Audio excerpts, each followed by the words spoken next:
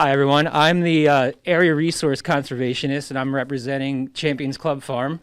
It's a 3 full-time member farm, 500 acres or 550 acres in permanent cropland, 125 acres rented, and we have 92 acres that is in permanent pasture. The farm is operated by the senior member, Jonathan, his daughter, Karen, and we have our longtime helper, Jake, who's full-time he's kind of always been around. We keep him around, and he's a great kid, good farmhand. But with that being said, Jonathan wants to step away. He's getting old. He's tired of farming. He's tired of the nonsense. USDA has really upset him, so he's out. 3-year plan. Karen's taking over with her husband. Jake's going to still be involved, so we still have some youth coming in, and that's good. So looking at changes that the farm needs to make, they're ripping and tilling and destroying their soil. They're doing subsoiling before corn. They're disking twice ahead of wheat. They like disking. They like recreational tillage. That's mostly Jonathan's fault. I'm sure a lot of you guys understand the older generation tends to do that. He's not apologetic about it. In fact, even the younger generation still kind of wants to do some tillage. So even they're kind of, apple didn't fall far from the tree, I guess. So as we have come in to advise them, we're going to try to slowly get them away from the tillage operations and beating their soil to death, as well as make some adjustments to their diversity, crop rotations, and try to find a way to increase the herd and increase management to bring in more livestock. On the 92 acres, we have 75 red Angus cows. They sell bulls and replacement heifers. So, soil type. We got basically no slope, so there's no erosion issues. Most of the soils are prime farmland. We do not have major drainage issues. There are a few areas that are tiled and drained, which is easily able to handle the draining needs for the farm. So there's not many limitations with the inherent soil type. However, we have low diversity, we have compaction issues, we have aggregate instability, we have elevated soil temperatures because of all the activities going on the farm where they're constantly disturbing the soil. So we're trying to, again, that's our big focus is we need to stay off the soil. They're constantly driving on the farm. So, let me see here. Bear with me. So if we want to look at our first baby step for them in year 1, oh, and by the way, the current rotation is corn, wheat, bean, and occasional silage, which we hire out.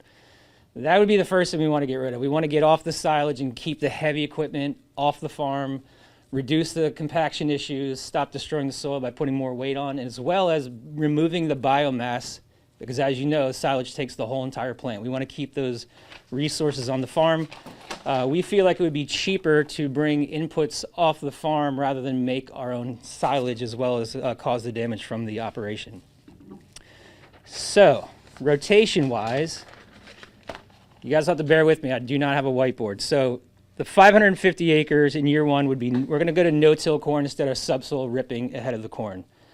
And then in the fall, we would go to a rye clover cover crop. Currently, there are no cover crops being utilized on the farm other than some dabbling for winter grazing for the cows. So we're reducing tillage by going no-till. We're going to add the cover crops in the fall.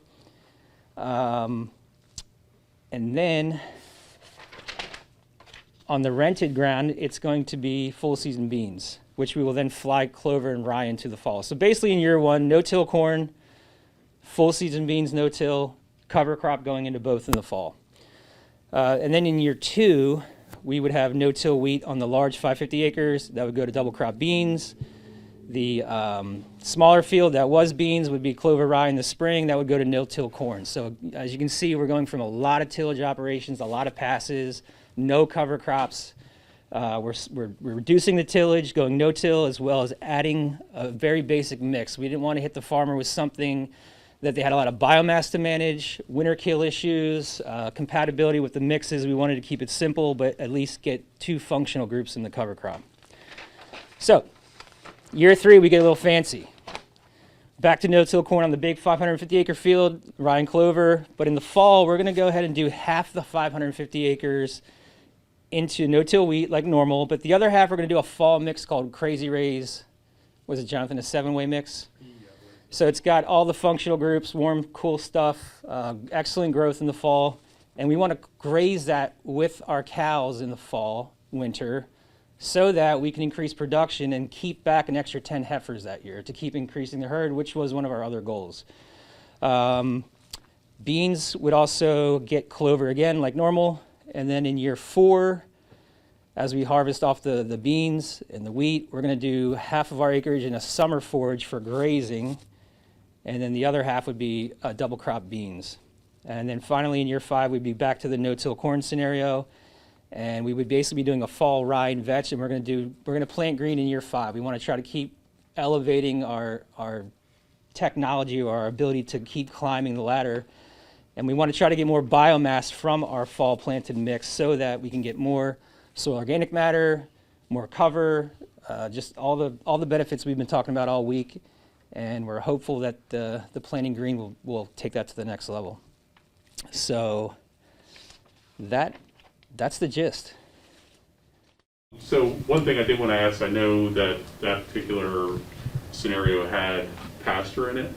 So did you guys address the pasture? We wanted to start bringing the pasture land into our rotation instead of making a dedicated 92 acres. So in year 4 into 5, we're going to start adding that to the master rotation so that it's not just a constant 20, 30, 40-year pasture. We want to start rotating the cropland and then, establishing permanent pasture on other areas. So yes, that would be part of the rotation. Because right now it's a separate thing. The pasture is just kind of off by itself, not included in the rotation. It just stays pasture. Okay.